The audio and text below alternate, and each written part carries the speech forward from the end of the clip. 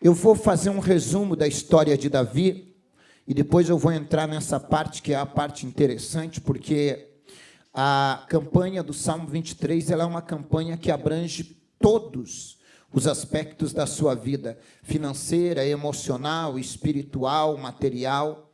Em todos os aspectos da tua vida, Deus quer trazer mudança. Então, peço a você que preste bastante atenção, porque esta palavra pode ser renovadora, né, para a sua vida e transformadora para a sua alma. Quem era Davi? O menor na casa de seu pai, na casa de Jessé. Deus um dia levanta Samuel, o profeta, e diz, olha, vai até a casa de Jessé, o belenita, lá de Belém, e unge um dos seus filhos a rei. Vocês vão conhecer a história.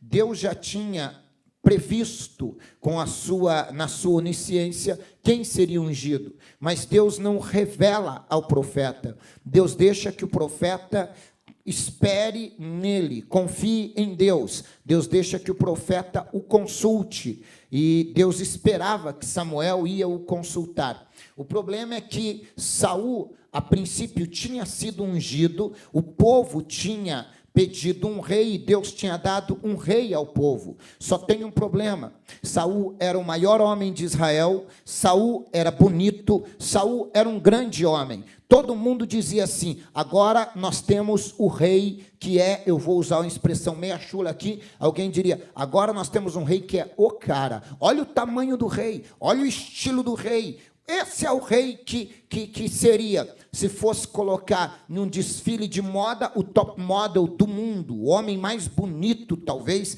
ganharia, mas não é só bonito, é forte. Então nós temos um rei numa qualificação top, porém, Deus não está muito preocupado com a aparência, Deus está preocupado muito mais com o coração, com as intenções do coração, do que meramente com aquilo que a aparência demonstra. O tempo vai passando e Saul se afasta de Deus. Aquele Samuel que tinha ungido a Saul, agora é convidado pelo Espírito de Deus a ir a Belém e ungir um dos filhos de Jessé. É claro que Samuel vai temer, vocês vão ver isso no capítulo 16, vocês vão ver isso de Samuel, e ele vai temer, mas o Senhor diz, vai até a casa de Jessé, diz que vai oferecer sacrifício, porque eu tenho escolhido um dos filhos de Jessé. E quando ele chega lá, aparece o Eliabe, Deus diz, não é. Aliás, Samuel até se adianta em tentar ungir o Eliabe. Deus diz, não olhe para a aparência, não é ele. O Eliabe, o Abinadab, o Samá, até que enfim terminam os 7 que estavam na casa,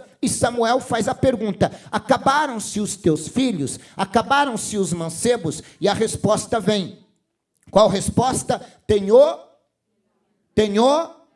que está trabalhando no campo, que está no campo, trabalhando, apacentando ovelhas. Aí Samuel diz assim, não nos assentaremos à mesa até que o menor apareça. Eu vou repetir. Samuel diz assim, não nos assentaremos à mesa até que o menor apareça, até que o Davi, que seria no caso o jovem Davi, apareça. Eu vou dizer uma coisa, tem uma mesa preparada, e essa mesa não será servida enquanto não chegar a tua hora. Tem uma mesa preparada para você, tem um banquete preparado, e o banquete só não aconteceu porque estão tentando deixar você de lado, mas Deus já preparou a mesa, Deus já preparou a mesa, e Deus não vai permitir que se assentem nesta mesa antes do tempo. Quem está entendendo, diga amém. Então tá bom, vamos lá, vamos mandar chamar. E mandaram chamar, eu acho que o mais velho foi o Eliabe, mandou chamar a Davi. E lá vai o Eliabe, chama Davi e diz, Davi, vamos para a casa de papai, porque tem um profeta lá, que ele quer ungir alguém a rei.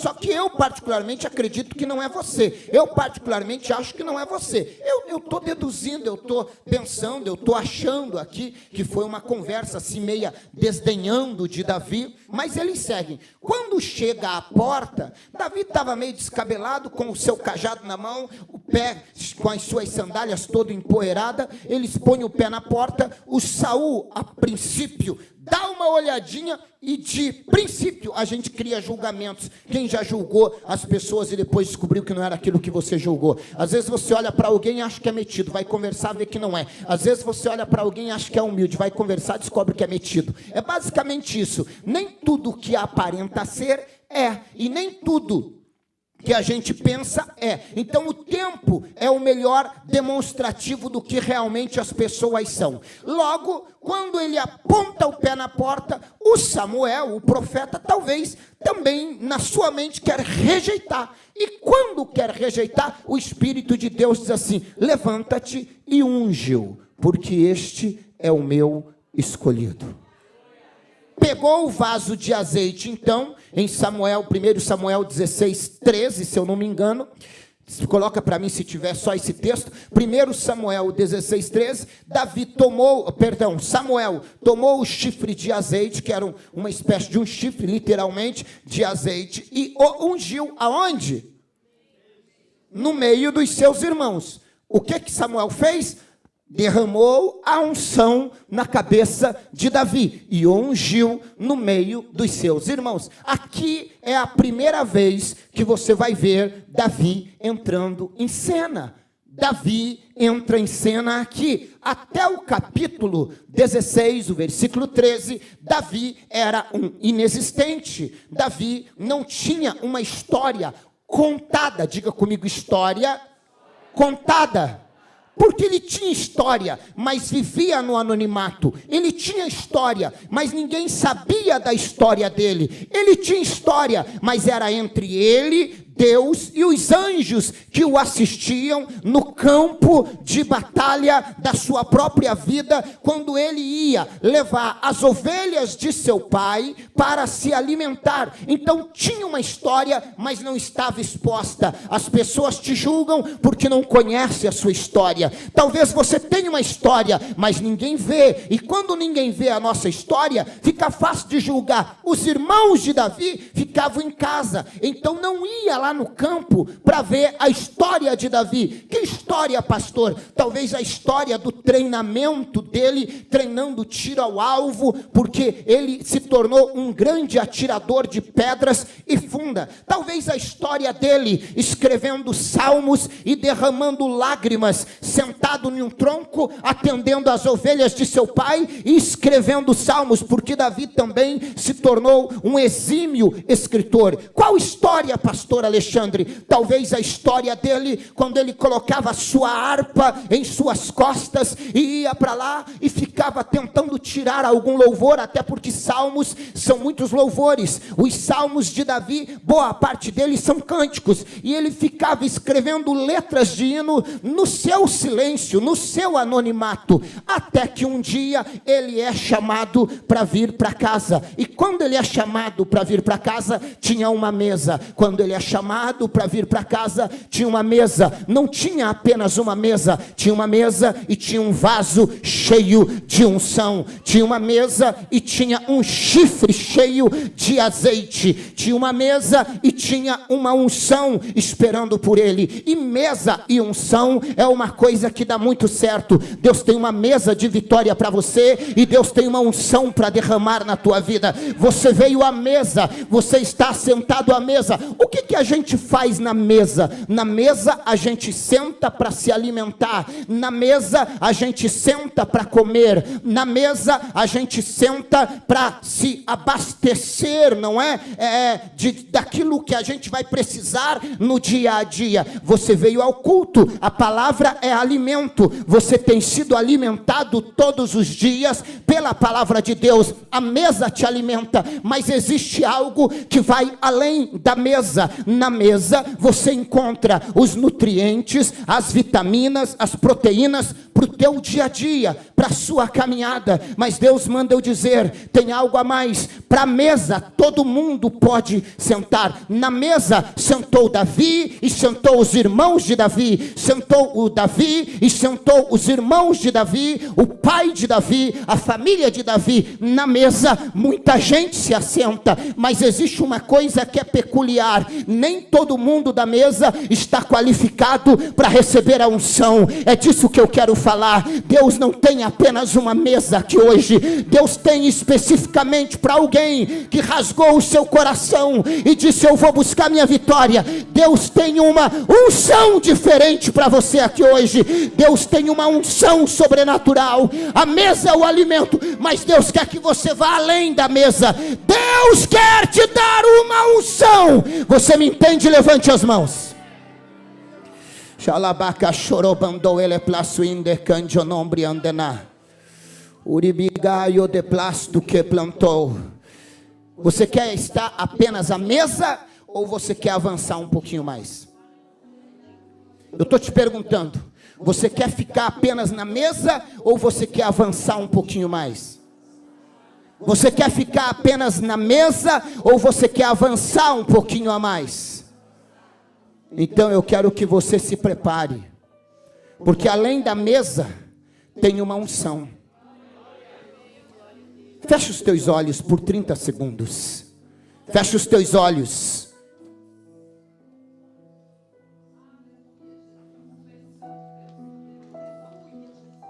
Fecha os teus olhos e diga: meu Deus, eu não quero ficar apenas na mesa. Eu quero avançar um pouco a mais. Eu quero a tua unção. Eu estou disposto a pagar o preço da tua unção. Eu estou disposto a pagar o preço para que a unção esteja na minha vida. Então agora a mesa, olhe para mim, estava posta, mas alguém precisava ser ungido.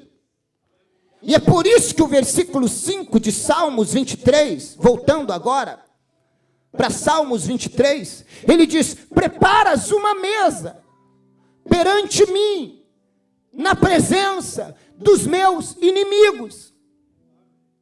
Mas ele não diz: eu não quero só a mesa. A mesa a gente participa todos os dias. Na mesa a gente se alimenta, a gente come. Você vem ao culto, você participa da Santa Ceia, você busca a Deus aqui na hora do culto, você ouve a palavra, você se alimenta. Mas Deus manda eu dizer: eu tenho mais que uma mesa. Eu tenho uma unção. Unges a minha cabeça com óleo. Davi diz: Senhor, eu quero a mesa, mas eu não quero abrir mão da unção. Sabe por quê? Porque é depois da unção que você vai encontrar graça para vencer um urso e um leão. Só quem tem unção olha para a cara do urso e diz: urso, eu não estou com medo de você. Só quem tem unção enfrenta leões. Leão é o rei da selva. Qualquer um de nós temeríamos o leão que vinha atacar a ovelha. Mas Davi não. Davi utilizou-se do seu treinamento misturado à unção. E o que Davi faz? Agora ele já estava ungido, mas ele não vai reinar. Ele volta para o campo. E a unção faz dele um homem mais preparado ainda. E agora ele vai somar a unção, que é coragem, ousadia, junto com o treinamento que ao longo do tempo ele tinha desenvolvido. É na hora da unção que você vai escrever os maiores poemas, as maiores letras, as melhores melodias. É por isso que eu acredito que o Salmo 23 foi escrito em um momento em que Davi havia tentado escrever, e naquele dia ele não estava inspirado, até que um leão vem atacando as suas ovelhas. Ele salta do tronco aonde ele estava tentando escrever uns salmos naquele dia, pega a pedra, pega a funda e diz: leão, eu treinei por muito tempo para errar sua cabeça, eu treinei impacto, eu treinei força e pontaria, então eu não vou errar a sua cabeça, leão.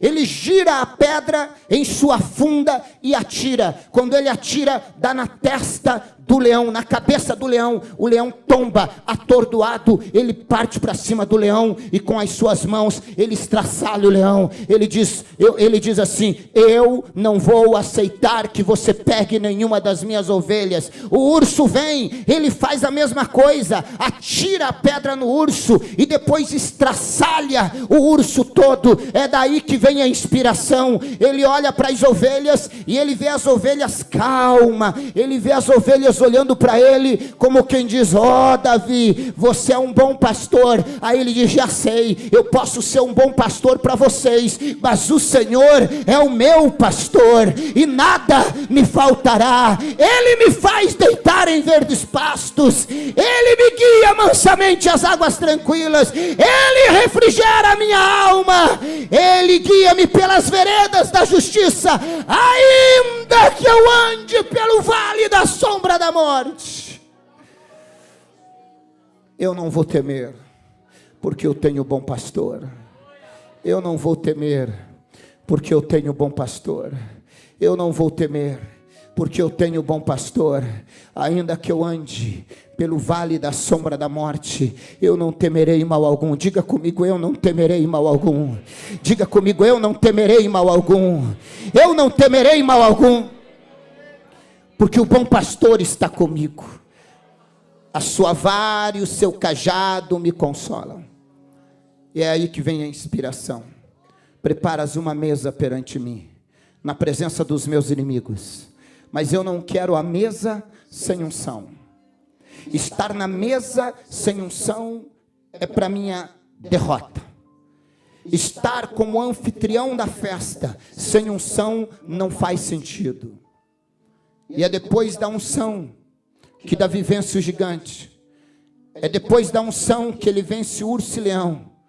Depois da unção, Davi foi chamado para expulsar demônio no palácio. Depois da unção, Davi foi promovido. Olhe para mim. Deus, nesse ano de 2023, falou ao meu coração que algo impossível que você tem buscado, Ele vai realizar. Ele tem algo. Talvez você olhe no espelho da vida e diz: eu queria tanto ser usado, eu queria tanto ser como o pastor fulano, o pastor ciclano. Eu queria que Deus me usasse como usa o pastor Alexandre, o pastor Sidney, os pastores. Eu queria tanto ser usado em dons, em visão, em revelação. Eu queria tanto, mas eu vou dizer, Deus tem uma unção específica para você hoje. Vai descer uma unção de cura, uma unção de libertação, uma unção ainda que seja para pregar o evangelho. Deus falou ao meu coração: a unção está vindo, você só tem que estar preparado. Você não imaginou que Deus te chamaria hoje e rasgaria os céus para derramar unção sobre você? Então, eu tenho a boa notícia, a unção está vindo agora. Quantos estão preparados para receber a unção? Quando a unção vem, quando a unção desce, começa a acontecer coisas sobrenaturais. E esta unção, ela ficou disponível desde Atos dos Apóstolos, capítulo de número 2. Porque o Espírito de Deus que nos unge desceu para ficar conosco. E esta unção, ela provoca em nós um movimento que tira, arranca de nós o medo. Um crente ungido é destemido. Quando a unção veio sobre Sansão, ele levantava portões, ele destruía os inimigos, com uma queixada de jumento, matava centenas. Então a unção tira de você o medo. A história conta que os cristãos primitivos eram levados às arenas. E os imperadores diziam: vão negar o teu Jesus? E eles diziam: não, coloca nas arenas. Leões eram soltos. Pais agarravam os filhos, esposas, e diziam: não se preocupe, os leões ferozes vinham devorando. E eles diziam: não se preocupem, eles podem nos matar aqui, mas um dia nos veremos na glória. A unção tira o medo. Não tem grande, não tem pequeno diante da unção. Um dos maiores evangelistas deste século passado chama-se David Wilkerson. A maioria de vocês já assistiu pelo menos um filme evangélico dele, ou a maioria de vocês já leram o seu livro, A Cruz e o Punhal. Foi um dos livros que eu li logo na minha juventude. E talvez já leram o livro Foge, Nick. Foge, Nick.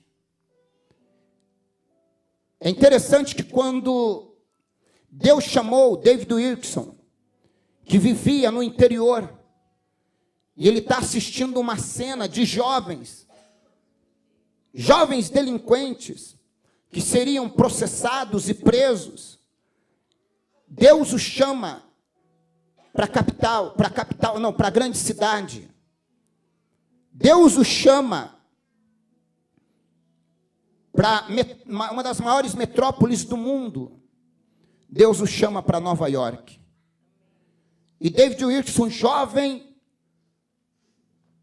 muito novo ainda naquela época, vai para a cidade grande, para Nova York, e ele diz assim: eu vou pregar o evangelho a esses delinquentes, a esses jovens de rua, a essas gangues. Alguém tem que pregar o evangelho. E ele chega em Nova York, e ele começa a evangelizar e a pregar. Um belo dia, ele está indo em direção a uma grande favela, no lugar onde tinha o maior contingente de assassinos, de ladrões, de bandidos, de usuários de entorpecente. E quando ele chega na entrada, os policiais dizem: aonde você vai?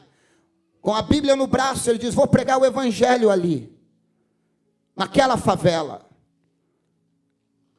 E os policiais dizem: olha, moço, você tome muito cuidado, porque os homens ali são assassinos, são homens perigosos.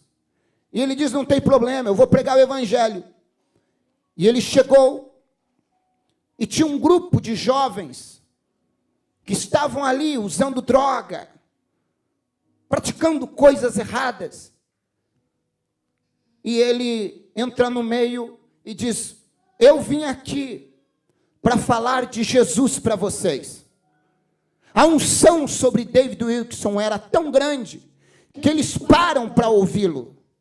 E a proporção que eles param para ouvi-lo, ele vai tendo a intensidade da sua voz aumentada e pregando o evangelho. O chefe da gangue, chamada Os Maus, Nick Cruz, escuta alguém gritando na sua vila. E diz: que barulho é esse? Quem entrou aqui sem minha ordem? Quem está de alguma forma influenciando os meus homens? Sai da casa e vai até aonde estava Nick, e vê Nick pregando para os seus homens. Vê David Wilkerson pregando para os seus homens. Só que Nick Cruz tinha tido uma infância traumática. uma infância horrível dentro de sua casa. E David Wilkerson estava pregando o amor de Cristo. E Nick não acreditava no amor de Cristo. Acreditava no que ele pregava. E quando ele chega para David Wilkerson, ele olha para David e diz assim: moço, talvez você não sabe, teu vocabulário um pouco interiorano, do interior, você não me parece uma pessoa tão vivida na capital. Eu acho que você está no lugar errado. Por favor, se retire daqui.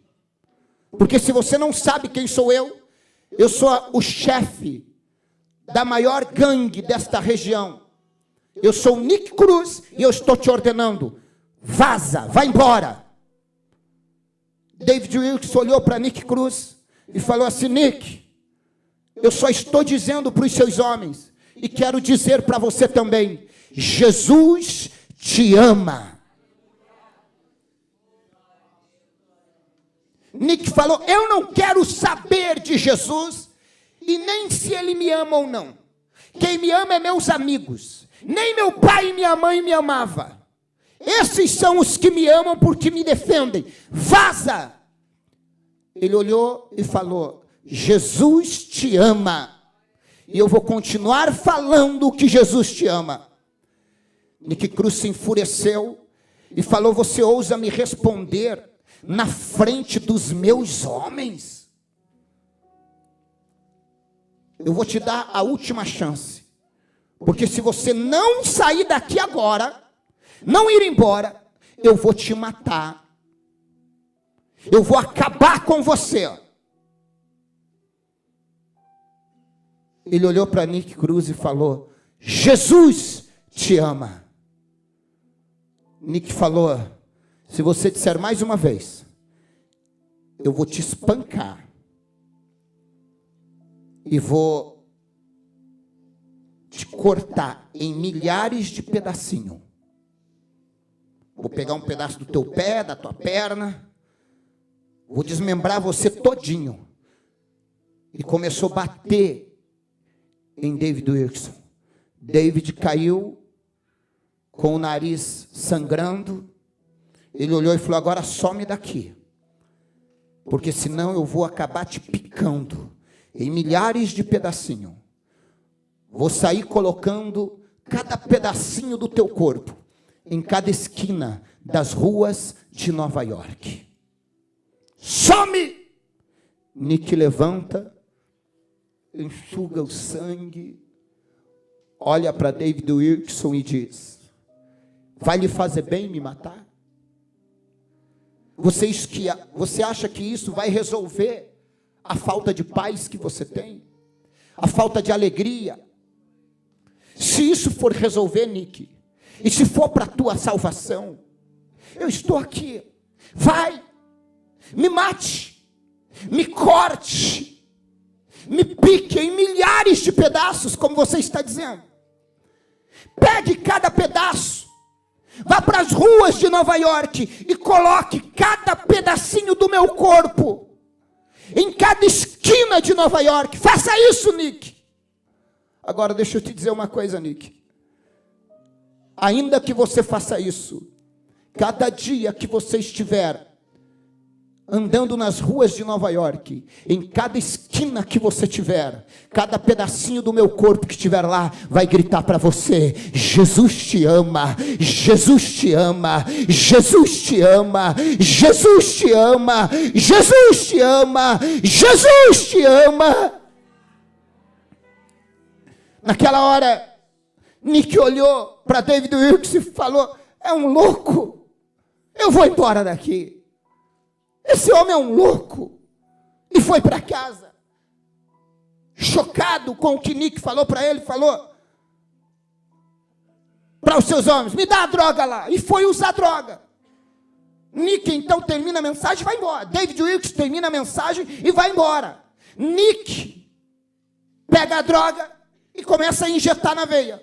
E ele está injetando droga. E a proporção que ele está injetando droga, começou o disco rodar na mente dele: Jesus te ama, Jesus te ama, Jesus te ama, Jesus te ama, Jesus te ama, Jesus te ama, Jesus te ama. Aí Nick falou: que negócio é esse que está na minha cabeça? É coisa daquele pregador. O Nick vai dormir. Naquela noite ele deita na cama e vai dormir. E de repente ele surta, ele pula da cama. E quando ele pula, surtado, começa o disco na memória dele: Jesus te ama, Jesus te ama, Jesus te ama, Jesus te ama, Jesus te ama, Jesus te ama, Jesus te ama. O Nick diz: vamos fazer um assalto. Ele está dentro do ônibus, é um assalto. Quando ele apontava a arma, começava: Jesus te ama, Jesus te ama, Jesus te ama, Jesus te ama, Jesus te ama, Jesus te ama. O Nick chamou seus homens e falou: cadê aquele homem? Cadê aquele pregador? Ele tem que tirar isso da minha cabeça, porque isso não sai da minha cabeça. Esse negócio de Jesus te ama ficou rodando na minha cabeça. E alguém descobre que David Wilkerson estaria pregando em um anfiteatro. E David então reúne os seus, Nick Cruz reúne os seus homens e diz: vamos para lá. Aquele homem vai ter que tirar isso da minha cabeça. Mas quando ele chegou lá, estava acontecendo um culto. E ele falou: vou esperar o culto. E naquele dia, David Wilkerson pregou sobre a crucificação de Jesus. E enquanto ele estava pregando sobre a crucificação de Jesus, Nick Cruz ficava com raiva dos homens ter matado Jesus. Falava: se eu estivesse lá, eu ia matar esses homens. Por que matar um homem tão inocente? E Nick Cruz foi viajando na mensagem. E de repente David Wilkerson termina a pregação, e ele querendo falar com David Wilkerson. E de repente David falou assim: como estamos em bastante gente, precisamos fazer uma oferta. Olhou para Nick Cruz e falou: moço, por favor, pegue a salva para recolher a oferta. Aí Nick Cruz falou assim: espera aí, ele está pondo a salva na mão de um ladrão. Eu sou um ladrão, eu vou pegar o dinheiro de todo mundo e vou vazar. Eu vou embora. E ele ia para os amigos dele dizer: para os comandados dele dizer: põe a oferta aí. O homem mandou. Ele era o chefe. E quando ele estava andando, ele pensou: nunca ninguém confiou em mim como este homem está confiando. Como um estranho pode confiar em mim e acreditar em mim? Todo mundo me vê como um bandido, como um delinquente, como um assassino. Mas esse homem viu em mim algo que ninguém conseguiu ver. Confiou em mim, entregou a salva da oferta para eu passar. E naquele momento, o coração de Nick Cruz conheceu um amor sobrenatural.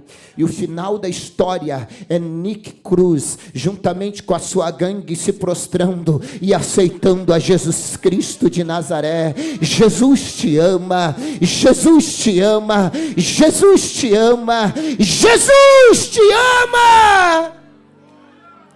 A unção na vida de David Wilkerson conseguiu convencer Nick Cruz do seu pecado. O homem não é convencido por ameaças humanas. O homem não é convencido pelas torturas humanas. O homem é convencido do pecado e do juízo pelo poder da unção. Deus vai te dar a unção para você falar com a tua família e convencê-los do pecado. Crente cheio da unção é diferente. A unção faz toda a diferença. A unção não é força, a unção é graça. A unção não impõe, a unção não te amarra com os laços da ameaça. A unção te envolve com as cordas do amor. A unção pode penetrar nas vielas mais escuras da alma de uma pessoa, aonde a palavra do psicólogo não entra, aonde a palavra do psiquiatra não entra. A pessoa está morrendo, está fazendo consultas, não que não sejam válidas consultas médicas, não, mas existem coisas que vai além da psiquiatria, vai além da psicologia. Quando a psiquiatria, a psicologia não consegue resolver, a unção entra lá, a unção penetra lá, nas áreas mais escuras da alma, e começa a curar feridas. Deus manda eu dizer para você, de tudo que você tem que buscar, busque a unção. Sem unção não somos nada, sem unção somos apenas uma casca de coco em cima do mar, à deriva, não vamos a lugar nenhum. Busque a unção. Pastor, eu tenho falado com meu marido, com meu filho, não está adiantando muito. Busque a unção. Busque a unção. Você vai falar menos e vai ter mais resultado. A unção quebra, despedaça coração. E Deus está falando, eu vou derramar unção aqui hoje. Quantos acreditam na unção? Eu vou derramar unção de cura. Eu vou derramar unção para você sair daqui falando do amor de Deus para o pecador, e o pecador ser transformado. Eu vou te dar unção na sua maneira de andar, de agir, de falar. Eu vou ungir tanto a tua vida, que a sua história será transformada. Deus derramou tanta unção em Eliseu, que até o osso de Eliseu era ungido. Jogaram morto em cima de Eliseu, um soldado morto, bateu nos ossos de Eliseu, ressuscitou. Unção. Deus derramou tanta unção sobre a vida de Pedro, dos apóstolos, que um dia Deus falou, não tem onde pôr mais unção em Pedro, vou derramar na sombra dele. E Pedro estava passando, colocava os enfermos na sombra de Pedro, e os enfermos eram curados. Unção, você entende? Você entende o que eu estou falando? Deus falou, vou ungir até a tua sombra. Eu vou ungir até Não, se você não glorificar, porque você não está entendendo. Deus está dizendo, eu vou ungir até a tua sombra. Unção. Crente que prega sem unção, as palavras não passam de palavras vazias. Cantor que canta sem unção, o louvor não chega a ser louvor, mas atinge o nível de uma música, como qualquer cantor secular cantando uma música. Porque o que faz a diferença na música para a transformação não é a qualidade da música, é a qualidade, é a quantidade de unção daquele que canta, daquele que louva. É unção. Tem gente que não tem um vocabulário tão polido. Tem gente que não teve oportunidade de se formar numa faculdade. Não conjuga os verbos direito. Mas são pessoas que se entregaram tanto para Jesus, que olha para o paralítico e fala, em nome de Jesus, eu te ordeno, levanta e anda. E o paralítico salta. Porque é a unção. É a unção. Eu me lembro de uma das histórias mais lindas sobre unção. Eu fui convidado para ministrar a Santa Ceia, eu era responsável do campo, na região de Prudentópolis, no Paraná. E tinha uma das igrejas do interior que o pastor de Prudentópolis levava a Santa Ceia. E um dia ele falou, pastor Alexandre, é uma igreja de sítio, você não quer me convidar, você não quer ir lá, e ele me convidou, você não quer ir lá levar ceia? E eu falei, tá bom, eu vou. Fui até Prudentópolis, ministrei a Santa Ceia na cidade de Prudentópolis, e ele falou, era um domingo à tarde, ele falou, deixa o teu carro aqui, eu vou com o meu carro, que é muita estrada de chão, e o meu carro já é um carro mais preparado para andar em estrada de chão. Eu falei, tá bom. E começamos a entrar, mato adentro, E eu comecei a ver mato de um lado, mato do outro, campo de um lado, campo do outro, boi de um lado, vaca do outro lado. Eu falei, mas tem igreja no meio do mato, pastor? Ele falou, tem.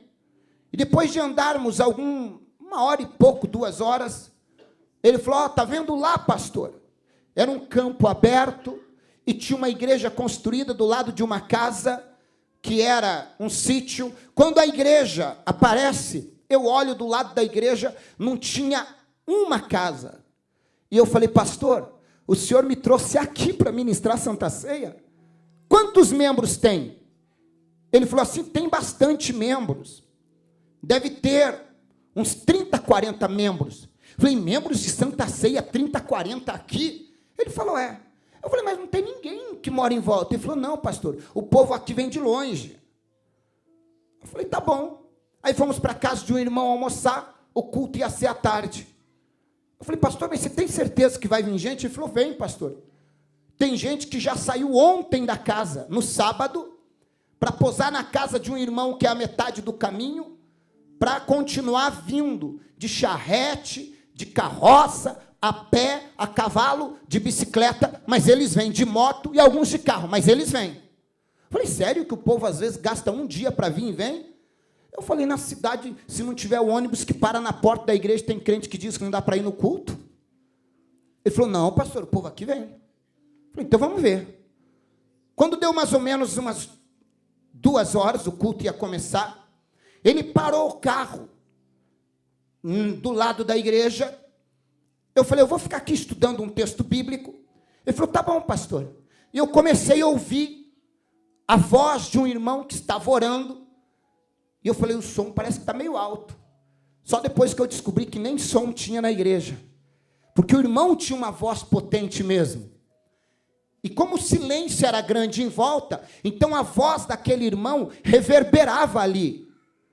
E aí eu estou olhando, de repente eu vejo lá longe uma família que vem com as crianças, suado, um sol causticante, chegam na porta da igreja, entram e vão dando glória a Deus. Lá vem outro, de longe vem outra família, um carro encosta daqui, uma charrete com pessoal ali, e está vindo, e começou a chegar gente, a igreja foi enchendo, e o irmão começou a cantar aqueles corinhos, e o povo cantava com muita impetuosidade os corinhos, até que de repente, chegou um irmão com um cavalo, amarrou o cavalo numa árvore em frente ao carro, com um violão nas costas, e desceu.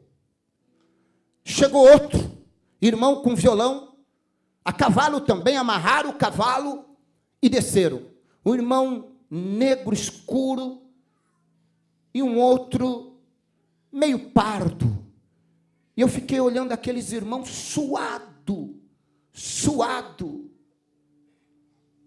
E eu fiquei pensando, de onde esse povo vem? Aí eu falei, eu vou para o culto. Entrei, já estava cheia a igreja, sentei quase no último banco. Aí o pastor que estava abrindo o culto falou assim, vamos ouvir os irmãos louvar Jesus? Eram os 2 irmãos que tinham vindo a cavalo. Aqueles 2 irmãos. Vamos ouvir louvar Jesus? Vamos. Vou usar nome fictício. Irmão Zé, vem louvar Jesus aqui, irmão Zé. Irmão João, vem aqui com o seu violão louvar Jesus. Aí eu fiquei olhando, né? Eu falei, vamos ver. Lá na cidade que eu morava já tinha rádio gospel, né? FM gospel, que tocava os hinos da atualidade, né? Aí eu fiquei olhando. Aí ele chegou, pegou o violão, como eles vinham de lugar diferente, o irmão Zé falou, irmão João, vamos afinar o violão. Ele começou, tom, dom, dom, dom, dom, e afinaram, tal. Aí começou, essa é a voz, tal. Eu falei, ih, Jesus, esse negócio hoje aqui. Aí começaram a bater a viola e o violão. Irmãos, olha que quem anda comigo sabe que eu gosto de hino sertanejo, hino antigo, hino mais raiz. Mas aqueles hinos me escandalizaram. Era muito antigo o hino. E aí, quando o irmão começou a cantar, eu falei, Jesus, esse irmão está cantando esse hino que a minha avó, eu acho que conheceu esse hino. E eu murmurando dentro do meu coração. Falei, da próxima vez que eu vim aqui, eu vou trazer um CDzinho para os irmãos atualizar a playlist deles, né? Eu pensando comigo. Eu fiquei lá murmurando, o irmãozinho, e outro cantando. Só que a voz era certa, primeira e segunda voz, o toque era perfeito, mas o hino era muito antigo. E eles cantaram a primeira parte do hino e entraram no coro, a primeira estrofe e entraram no coro. E eu estava lá, murmurando dentro do meu coração. Quando eles entraram no coro, o coro era bonito, mas antigo. Aí eu comecei a perceber que estava acontecendo alguma coisa. Eles saíram do coro e voltaram na segunda estrofe. Eu já não estava mais murmurando. Eu percebi que tinha gente do meu lado falando em língua estranha, tinha outro chorando do outro lado. E, sem perceber, eu estava enfiando a mão no bolso, tirando o lenço, enxugando a lágrima. Começou a queimar meu rosto, começou a queimar meu corpo. Eles terminaram a segunda estrofe, entraram no coro. Quando entraram no coro, eu já estava tremendo. Eu falei, meu Deus, está acontecendo alguma coisa. Começou a me engasgar. O povo começou a ficar de pé, gente começou a chorar. Gente começou a saltar, a falar em língua estranha. E eu estou ali, eu falei, meu Deus, o que está acontecendo? Quando eles voltaram no coro novamente, eu falei, Deus, eu não estou entendendo nada. O hino que esses irmãos cantam é um hino comum, um hino antigo. Eu não estou entendendo o que está acontecendo com esse povo. Por que eu estou chorando? Por que está acontecendo esse negócio dentro de mim? Aí Deus falou, meu filho, não é um hino, é a unção. Aqui ninguém canta para se aparecer. Eles não estão cantando para ser melhor que o grupo do círculo de oração. Aqui ninguém canta para dizer, eu cantei melhor que o irmão que cantou no domingo passado. Eu cantei melhor do que a irmã que cantou na terça ou na quinta. Eu vou lá e vou mostrar que eu canto melhor. Aqui ninguém canta para se autopromover, filho. Aqui eles cantam para me adorar. E quando alguém canta para me adorar, a minha glória desce. Porque eu habito no meio dos louvores. Eu habito, quando alguém me louva, eu desço para habitar. Sabe o que está acontecendo aqui? É eu que desci nesta casa. Eu desci nesta casa. Naquele dia eu descobri uma coisa: a unção faz toda a diferença. Eles estavam tocando certo, eles estavam cantando afinado, mas era uma música tão antiga e comum que eu falei, não vai dar em nada. Mas alguém olhou para a pedra e para a funda de Davi e falou, não vai dar em nada. O gigante olhou e desdenhou de Davi essa pedra e essa funda, esse pedaço de pau. Mas não tinha a ver com pedra e fundo e pedaço de pau. Tinha a ver com a unção que Deus tinha derramado sobre Davi. O que fez Davi vencer o gigante foi a unção que ele tinha recebido na mesa. Lá em Samuel 16:13. É a unção. O que vai fazer você vencer o inferno e o diabo é a unção que você recebe hoje aqui na mesa. Fique em pé. A mesa está preparada. Unges a minha cabeça com óleo. E o meu cálice transborda.